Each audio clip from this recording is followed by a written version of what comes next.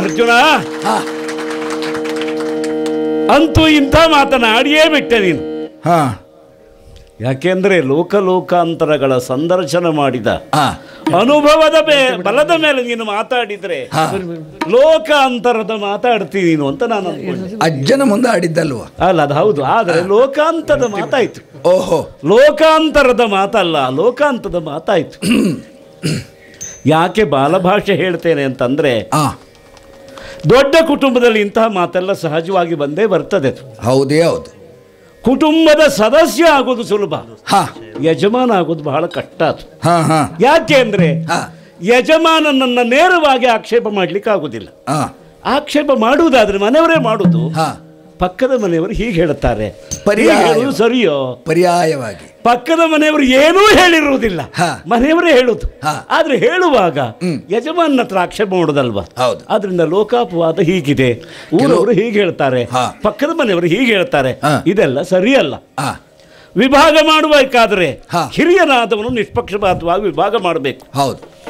ಮನೆಯನ್ನ ಕೊಟ್ಟು, ಒಳ್ಳೆಯ ತೋಟವನ್ನು ಕೊಟ್ಟು, ಒಳ್ಳೆಯ ಗದ್ದೆಯನ್ನೂ ಒಬ್ಬರಿಗೆ ಕೊಟ್ಟು, ಕಾಡು ಮೇಡುಗಳನ್ನು ಇನ್ನೊಬ್ಬರಿಗೆ ವಹಿಸಿದ್ರೆ ಸರಿಯಾಯ್ತು?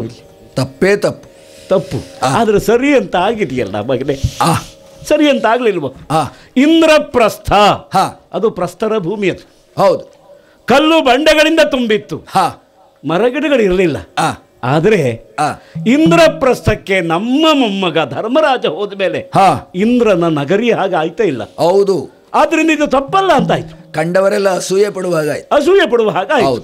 ಆದ್ರಿಂದ ಕೌರವನಿಗೆ ಹಸ್ತಿನಾವತಿಯನ್ನ ಇಟ್ಟುಕೊಂಡು ನಿಮಗೆ ಇಂದ್ರಪ್ರಸ್ಥವನ್ನ ಕೊಟ್ಟರು, ಪ್ರಸ್ಥರ ಭೂಮಿಯನ್ನು ಕೊಟ್ಟರು, ಇಂದ್ರನ ನಗರಿಯಾಗಿ ನೀವು ಮಾಡಿದ್ದೀರಿ ಅಂತಾಯ್ತು. ಅಂದರೆ ಎಷ್ಟು ಭರವಸೆ ಇರಬೇಕು. ಅಲ್ಲ, ಎಷ್ಟು ಭಾಗ್ಯಶಾಲಿಗಳು ಪಾಂಡವರು, ಎಷ್ಟು ಕ್ರಿಯಾ ಮುಖರಾಗಿದ್ದಾರೆ, ಅವರ ಮಂತ್ರಾಲೋಚನೆ ಎಷ್ಟು ಅಗಾಧವಾಗಿದೆ ಅಂತ ತಿಳಿದೇ ನಾವು ಕೊಟ್ಟ ಹಾಗೆ ನೀವು ಮಾಡಿ ತೋರಿಸಿದ್ದೀರಿ.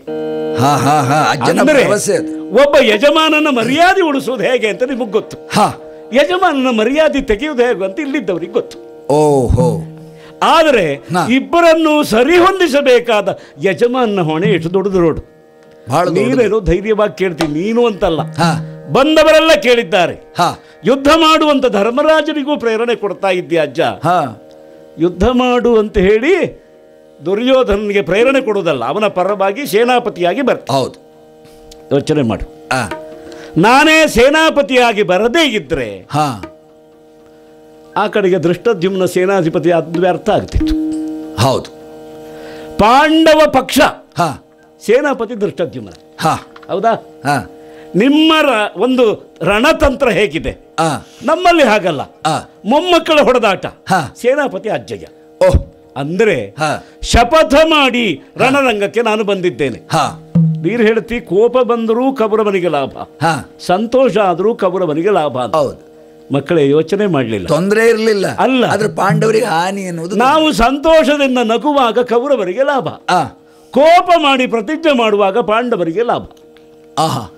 ನಿಮ್ಮ ಕಡೆಗೆ ಪ್ರತಿ ದಿವಸ ಸಾಯ್ತಾ ಇದ್ದಾರಲ್ಲ 10,000 ಮುಕುಟವರ್ಧನರು, ಅವರು ನಿಮಗೆ ಬೇಕಾದವರ? ನಿನಗೆ ಬೇಕಾದವರು ಅಂತ ಕೊಂದದ್ದ ಅಲ್ಲ, ನಿನ್ನ ರಥದಲ್ಲಿ ಸಾರಥ್ಯ ಮಾಡುವ ಕೃಷ್ಣನಿಗೆ ಬೇಕಾದವರು ಅವರು. ಓಹೋ, ನಿನಗದು ಗೊತ್ತೇ ಆಗಲಿಲ್ಲ, ಹಾಗಾಗಿ ಅಲ್ಲಿಗೆ ಕಳಿಸಿದ್ದಿ. ಅಲ್ಲ, ಹಾಗಲ್ಲ. ಈಗ ಅವರು ಬೇಡ, ನಿಮ್ಮ ಪಕ್ಷಕ್ಕೆ ಅವರು ಬೇಡ ಅಂತಿದೆ. ಈಗ ನಮ್ಮ ಪಕ್ಷಕ್ಕೆ ಬೇಡಾದವರು ಇದ್ರೆ ಅವರನ್ನು ಹೊರಗೆ ಹಾಕುವುದು ಏಕೆ?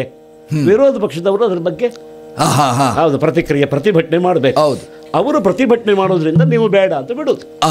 ಅಂಥ ಒಂದು ತಂತ್ರ.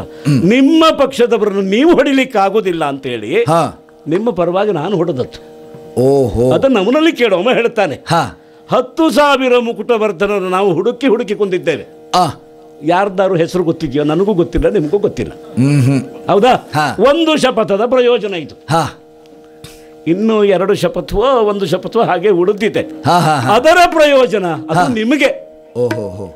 ಆದ್ದರಿಂದ ಭೀಷ್ಮ ಕ್ರೋಧೋದ್ದೀಪಿತನಾದರೆ ಶಪಥ ಮಾಡಿದರೆ ಲಾಭ ಪಾಂಡವರಿಗೆ. ಅಲ್ಲ, ನಮ್ಮ ಅಭಿಪ್ರಾಯ ಹಾಗೆ ಉಂಟು ಅಲ್ವಾ? ಹೌದು. ಆದರೆ ಲೋಕಾಪವಾದ ಯಾಕೆ ಬರ್ತದೆ?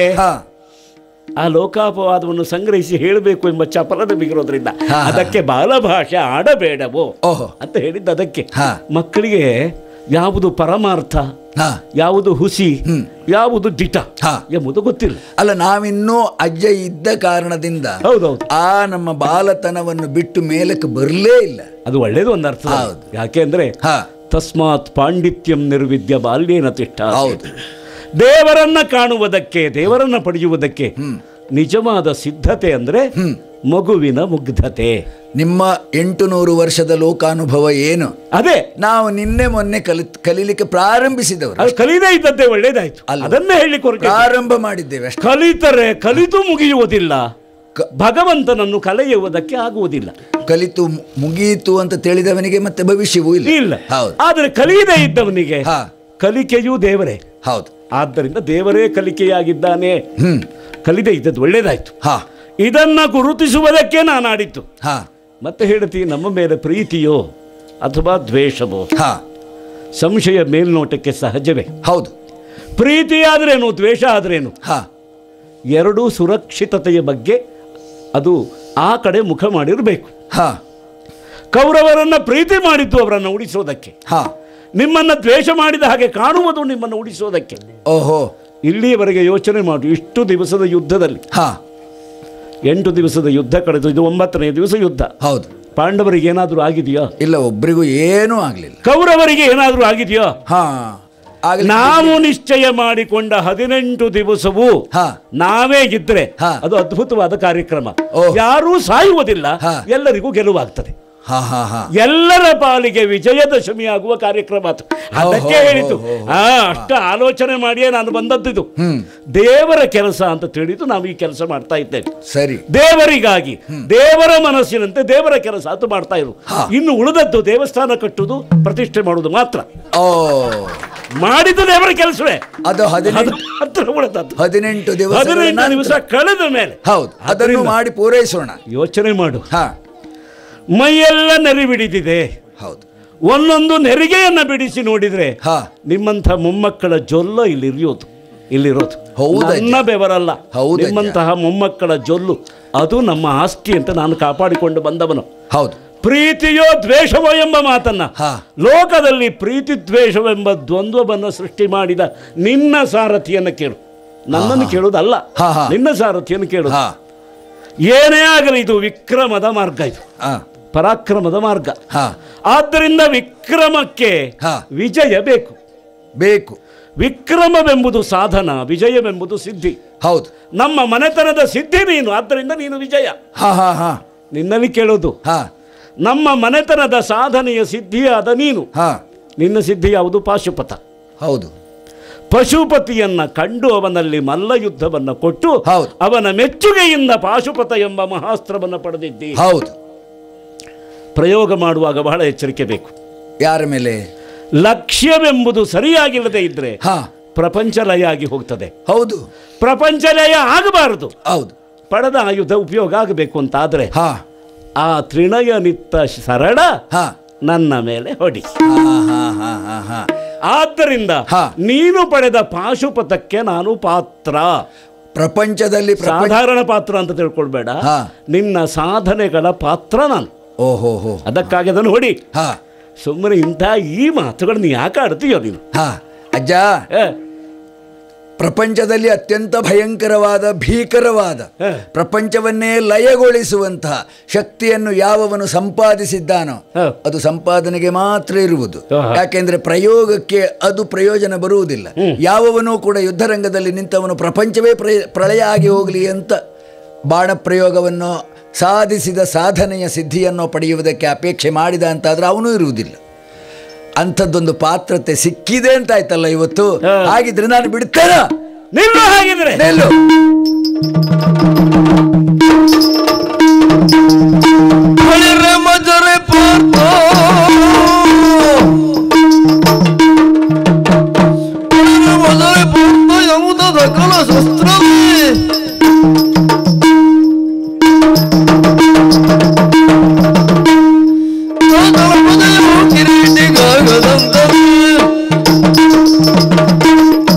ಬಳಿರೆ ಅರ್ಜುನ, ಬಳಿರೆ.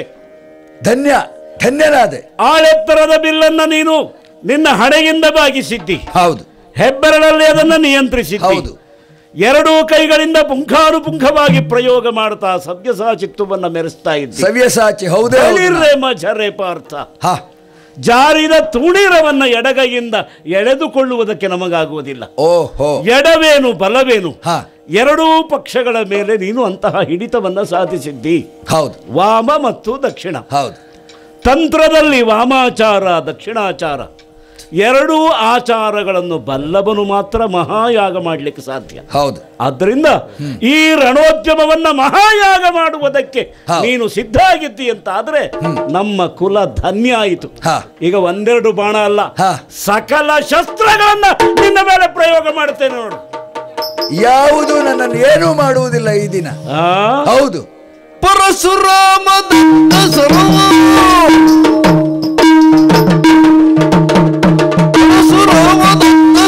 ತೆಗೆದು ಕೂಡಲು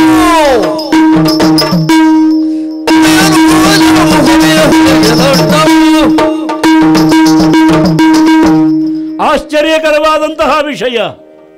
ನಾನು ಪ್ರಯೋಗ ಮಾಡುವ ಒಂದೇ ಒಂದು ಬಾಣವು ಅರ್ಜುನನ ಮೈಗೆ ತಾಕುವುದಿಲ್ಲ. ಅರ್ಜುನ ಪ್ರಯೋಗ ಮಾಡುವ ಎಲ್ಲ ಬಾಣಗಳು ನನ್ನ ಮೈಯನ್ನು ಸೀಡ್ತಾ ಇವೆ ಅಂತ ಆದರೆ ಹೌದು, ಸಾರಥಿ ಈ ರಣದಲ್ಲಿ ಪರೋಕ್ಷವಾಗಿ ಇದ್ದವನು ಪ್ರಕಟಗೊಳ್ಳುತ್ತಾ ಇದ್ದಾನೆ ಅಂತಾಯಿತು. ರಥಿಕರನ್ನ ರಕ್ಷಣೆ ಮಾಡುವುದಲ್ಲದೆ ರಥಿಕನಿಗೆ ಪ್ರತಿರಥಿಯನ್ನು ಗುರಿ ಮಾಡ್ತಾ ಇದ್ದಾನೆ.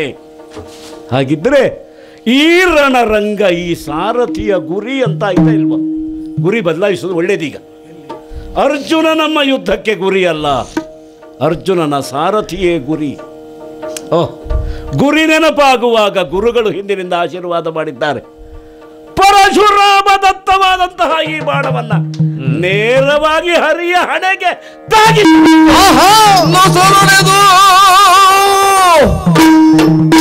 ನಸಲೊಡೆದು ರಕ್ತ ಸೂಸ ದೃಗುತ್ವೇದಿ ಕಿಡಿ ಮಸಗಲ ಓಡ್ ಜಗಿದು ಹಲವರು ಓಡ್ಸೋದಿಂ ಗುರುಭಾವ ನಸಿಯರದು ಭೀಷ್ಮ ವಿಭಾಡಿಸುವೆ ನೀರೇಳು ಜಗವರಿಸಿ ಜನ ಕೋಟಿಯು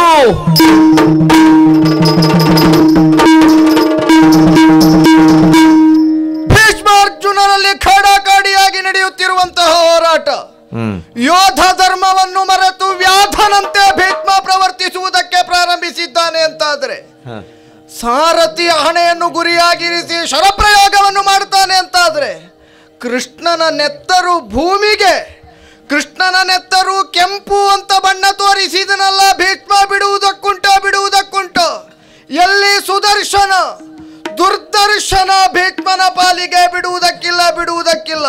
ಇಂದ್ರಾದಿ ದೇವತೆಗಳೇ ಬಂದು ತಡೆದರು. ಪರಾಕ್ರಮದ ಪರದೇವತೆ ಎನಿಸಿದ ಪರಮೇಶ್ವರನೇ ಧರೆಗಿಳಿದು ಬಂದರು. ಬಿಡಲಾರೆ ಭೀಷ್ಮನನ್ನು ಕಂಠ ಕತ್ತರಿಸಿ ತೆಗೆಯುತ್ತೇನೆ. ಆಯಾ ಹಿ ಸುದರ್ಶನ.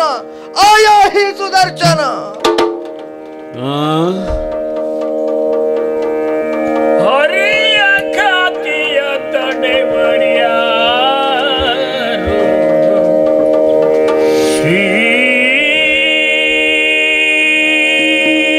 ಹರಿಯ ಖಾತಿಯ ತಡೆವರ್ಯಾರು ಎರಡು ಬಲ ಬೆರಗಾಗಿ ಕಣ್ಣು ಮುಚ್ಚಿರಲು, ಎರಡು ಬಲ ಬೆರಗಾಗಿ ಕಣ್ಮುಚ್ಚಿರಲು ಭೀಷ್ಮನು ಬೆದರಿ ರಥದಿಂದಿಳಿದು,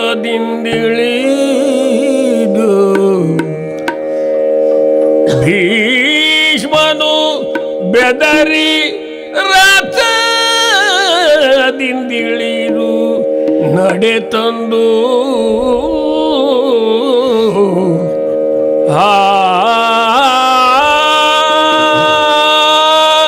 ಶ್ರೀ ದುರಿತಮನ ದವಾಗ್ನಿ ದುರಿತವನ ದವಾಗ್ನಿ ಲಕ್ಷ್ಮೀ ವರ ಮುಕುಂದ ಮುರಾರೆ ಜಯ ಜಯ ದೋರಿದವನ ದವಾಗ್ನಿ ಲಕ್ಷ್ಮೀ ವರ ಮುಕುಂದ ಮುರಾರಿ ಜಯ ಜಯ ಜಯ ಜಯ ಜಯ ಜಯ. ಏನು ತೆದ್ದಚ್ಚುತನ ಮೃದು ಕರವ ಪಿಡಿದೆಂದ, ಏನು ತೆದ್ದಚ್ಚುತನ ಮೃದು ಕರವ ಪಿಡಿದೆಂದ,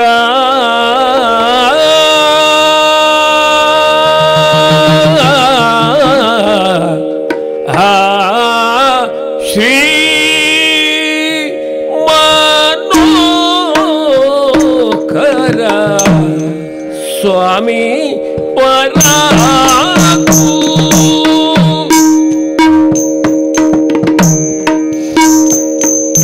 ಶ್ರೀ ಮನೋಕರ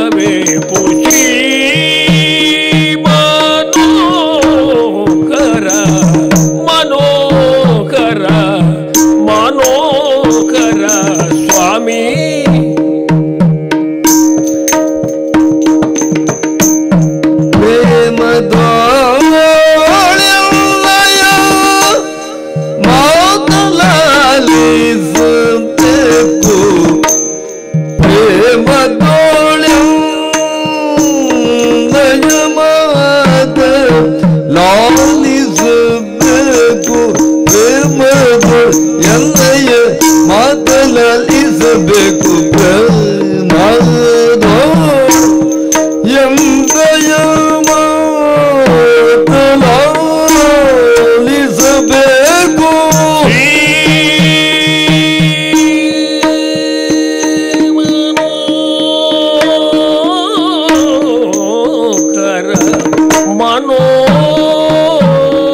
ಮನೋಹರ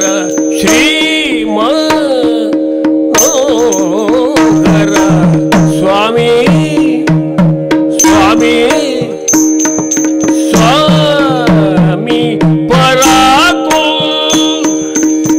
ಪ್ರೇಮ ಮಾತ ಆಲಿಸಬೇಕು ಮಾತಾ ಆಲಿಸಬೇಕು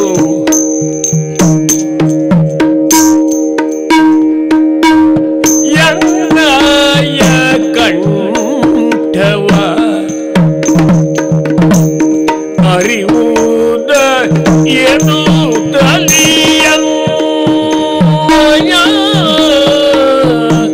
ಕಂಠವ ಅರಿವುದಗೇನು ತಲಿ ಚಿನ್ಮಯ ನೀನಯೋ ಪಿಡಿದಿಕೆಯ ಚಕ್ರವ ಪಿಡಿದಿಕೆಯ ಚಿನ್ಮಯ ಕೈಯಲ್ಲಿ ಹಿಡಿದಿಗೆಯ ಚಿನ್ಮಯ ಕೈಯಲ್ಲಿ ಬಿಡಿದಿಗೆಯ ಚಿನ್ಮಯ ಕೈಯಲ್ಲಿ ಬಿಡಿದಿಗೆಯ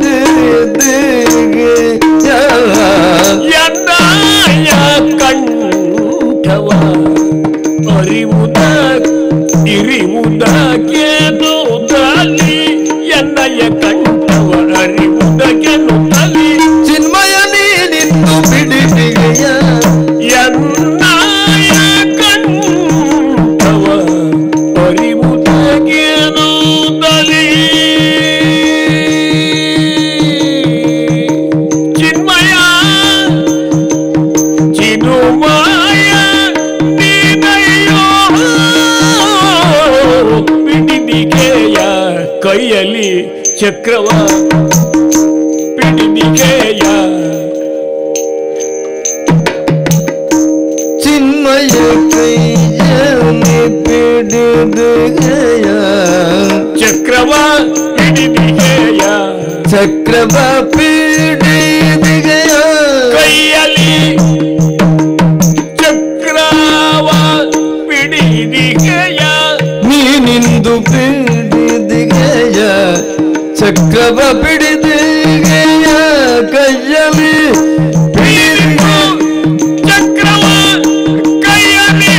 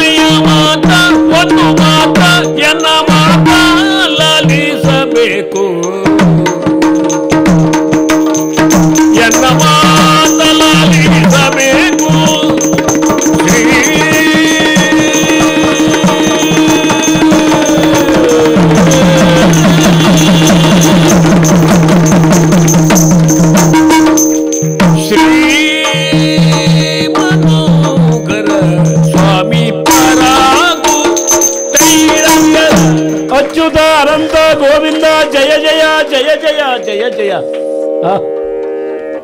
ಮೆಲ್ಲಗೆ ರಥದಿಂದ ಜಾರಿದ್ದೇನೆ, ಬಿಲ್ಲನ್ನ ಕೆಳಗಿಟ್ಟಿದ್ದೇನೆ. ಎರಡೂ ಪಕ್ಷದ ಸೇನೆ ಕಂಗಾಲಾಗಿದೆ. ಎಲ್ಲರೂ ಚಿತ್ರದಲ್ಲಿ ಬರೆಯಲ್ಪಟ್ಟವರ ಹಾಗೆ, ಶಿಲ್ಪದಲ್ಲಿ ಕೊರೆಯಲ್ಪಟ್ಟವರ ಹಾಗೆ ಕೈದುಗಳನ್ನು ಬಿಸುಟು ಎವೆ ಇಕ್ಕದೆ ನೋಡ್ತಾ ಇದ್ದಾರೆ. ನೋಟವಿದೆ, ಆದರೆ ಅರಿವಿಲ್ಲ. ಇಂದ್ರಿಯಗಳನ್ನೆಲ್ಲ ಋಷಿಕೇಶನಿಗೆ ಅರ್ಪಿಸಿಬಿಟ್ಟಿದ್ದಾರೆ ಅಂತಾಯ್ತು. ಹೌದು, ಈಗ ನಾವು ನಿದ್ದೆ ಮಾಡಬಾರ್ದು. ಅತ್ಯಂತ ಪವಿತ್ರವಾದಂತಹ ಕ್ಷಣ ಇದು. ಜೀವ ಭಯ ಹುಟ್ಟುವ ಕ್ಷಣ. ಭೀಷಾಸ್ಮಾತ್ ವಾತಃ ಪವತೆ. ಹೌದು, ಯಾರ ಭೀತಿಯಿಂದ ಸೂರ್ಯ ಉದಯಿಸ್ತಾನೋ, ಗಾಳಿ ಬೀಸ್ತದೋ, ನೀರು ಹರಿತದೋ, ಬೆಂಕಿ ಉರಿಯುತ್ತದೋ, ಅವನೇ ಇಂದು ಭೀತಿಕಾರಕನಾಗಿ ನಿಂತಿದ್ದಾನೆ. ಪ್ರೀತಿಗೆ ಇನ್ನೊಂದು ಮುಖ ಭೀತಿ. ಭೀತಿಯ ಆಪ್ಯಾಯನವಾದ ಮುಖ ಪ್ರೀತಿ. ಅಚ್ಯುತ ಅನಂತ ಗೋವಿಂದ ಮುಕುಂದ ಮುರಾರಿ ಜಯ ಜಯ ಜಯ ಜಯ ಜಯ ಜಯ. ಕೈಯನ್ನು ಹಿಡಿದುಕೊಂಡ್ರೆ ಮೃದುವಾಗಿದೆ. ಒಂದೇ ಸವಡೆ ಅವರು ಗಚ್ಚಿ ಹಲ್ಲು ಕಡಿದು ಹುಬ್ಬುಗಳನ್ನು ಗಂಟಿಕ್ಕಿ ಕಣ್ಣುಗಳಲ್ಲಿ ಕೋಟಿ ಸಿಡಿಗಳನ್ನು ಸಿಡಿಸ್ತಾ ಇದ್ರೆ ಮುಖ ನೋಡುವ ಧೈರ್ಯ ಇಲ್ಲ. ಹೋಗಿ ಕಂಗಾಲಾಗಿ ಶರಣಾಗಿ ಕೈ ಹಿಡಿದರೆ ಕೈಯಲ್ಲಿ ಮಾತೆಯ ಮಾರ್ಧವ. ಕಣ್ಣುಗಳು ಮಾತ್ರ ಮೃದುವಲ್ಲ, ಹೃದಯ ಮಾತ್ರ ಮೃದುವಲ್ಲ, ಶ್ರೀಕರನ ಕರಗಳು ಮೃದು ಅಂತಾಯ್ತು. ಚಕ್ರ ಕರಗರನೆ ತಿರುಗುತ್ತಿದ್ದರೆ ಚಕ್ರವನ್ನ ತಿರುಗಿಸುವ ಚಕ್ರಿಯ ಶ್ರೀಕರ ಮೃದು.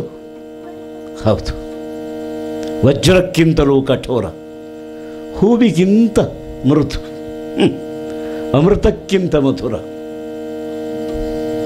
ಛೇ, ಭಗವದ್ ಅಪಚಾರ ಮಾಡಿಬಿಟ್ಟಿದ್ದಾನೆ. ಅಂತರಂಗದ ನಿವೇದನೆಯನ್ನು ಮಾಡಲಿಕ್ಕೆ ಇದು ಒಂದೇ ಕ್ಷಣ ಇರುವುದು.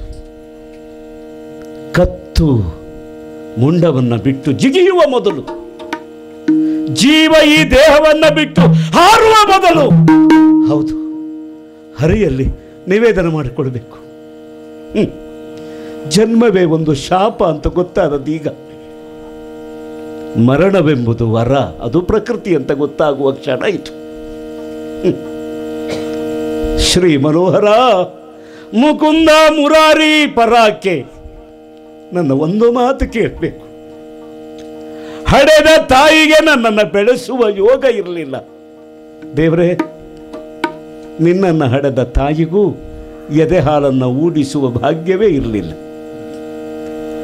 ನನ್ನ ತಾಯಿ ಹೊಳೆಯಾಗಿ ಹರಿದು ಹೋದಳು, ನಿನ್ನ ತಾಯಿ ಸೆರೆಯಾಗಿ ಒಳಗೆ ನಿಂದಳು. ಹುಟ್ಟುವ ಮೊದಲೇ ತಾಯಿಗೆ ದರ್ಶನ ಕೊಟ್ಟು ಸೆರೆ ಬಿಡಿಸುವುದಕ್ಕೆ 4 ಬಾಹುಗಳುಂಟು ಅಂತ ಹೇಳಿದ ಬಂದಿತು. ನಾನು ಬೆಳೆಯುವಾಗ ತಂದೆಯವರಿಗೆ ವಿವಾಹ ಮಾಡಿಸ್ತಾ ಬ್ರಹ್ಮಚರ್ಯವನ್ನು, ಅಖಂಡವಾದ ಬ್ರಹ್ಮಚರ್ಯವನ್ನು ವ್ರತವಾಗಿ ಪಡೆದವನು. ಈ ಕ್ಷಣಕ್ಕೆ ನನ್ನ ಬ್ರಹ್ಮಚರ್ಯ ಸಾರ್ಥಕ ಆಯಿತು ಅಂತ ಆಯ್ತಲ್ಲ. ಚಿನ್ಮಯ, ಎನ್ನಯ ಕಂಠವ ಇರಿಯಲು ಚಕ್ರವ ನೀ ಪಿಡಿದಿಹೆಯ. ಕತ್ತರಿಸಿದರೂ ಚಕ್ರ ಹೋಗುವುದಿಲ್ಲ. ಮೂಲಾಧಾರದಿಂದ ಸಹಸ್ರಾರದವರೆಗೆ ಚಕ್ರಗಳ ಮಾಲೆ. ಮೂಲಾಧಾರದಲ್ಲಿ ನಿಂತವನು, ಸಹಸ್ರಾರದಲ್ಲಿ ನೀನು ಮಲಗುವವನು ಅಂತ ನನಗೆ ಗೊತ್ತು. ಷಟ್ಚಕ್ರವೋ ನವಚಕ್ರವೋ ಈ ದೇಹವೆಂಬ ದ್ವಾರಕೆಗೆ ಷಟ್ಚಕ್ರಗಳು ಅಂತ ಕೆಲವರು ಹೇಳ್ತಾರೆ, ನವಚಕ್ರಗಳು ಅಂತ ಅವಾಂತರ ಚಕ್ರಗಳನ್ನು ಗುರುತಿಸಿದ ಯೋಗಿಗಳು ಹೇಳ್ತಾರೆ. ಆದರೆ ಈ ಚಕ್ರಗಳನ್ನು ಪ್ರಬೋಧಗೊಳಿಸುವ ನವಚಕ್ರ ಹೌದಲ್ಲ ಇದು. ಆಯಾಹಿ ಸುದರ್ಶನ ಆಮಂತ್ರಣ ಅಲ್ಲ ಇದು, ಇದು ಆಜ್ಞೆ. ಇದು ಈ ಭೀಷ್ಮನೆಂಬ ಮುದಿಕೊರಡನ್ನು ಕತ್ತರಿಸುವುದಕ್ಕೆ ಆಯಾಹಿ ಸುದರ್ಶನ ಅಂತ ಹೇಳಿಬಿಟ್ಟಿಯಲ್ಲ ಭಗವಂತ. ಒಳ್ಳೆಯದಾಯ್ತು. ಯಾಕೆಂದರೆ ಗಂಧದ ಕೊರಡಾಗಿರಬಹುದು, ಅದನ್ನು ಕಲ್ಲಿನ ಮೇಲೆ ತೆಯ್ಯಬೇಕೆ ಹೊರತು ಮಣ್ಣಿನಲ್ಲಿ ತೆಯ್ಯಬಾರದು. ಕೌರವರೆಂಬ ಕೆಸರಿನಲ್ಲಿ ಗಂಧದ ಕೊರಡನ್ನು ತೇಯಿದರೆ ಕೆಸರು ಮಾತ್ರ ಹೇಳ್ತದೆ, ಗಂಧ ಹೊರಕ್ಕೆ ಬರೋದಿಲ್ವೋ ಕೃಷ್ಣ? ಕುರುಕ್ಷೇತ್ರ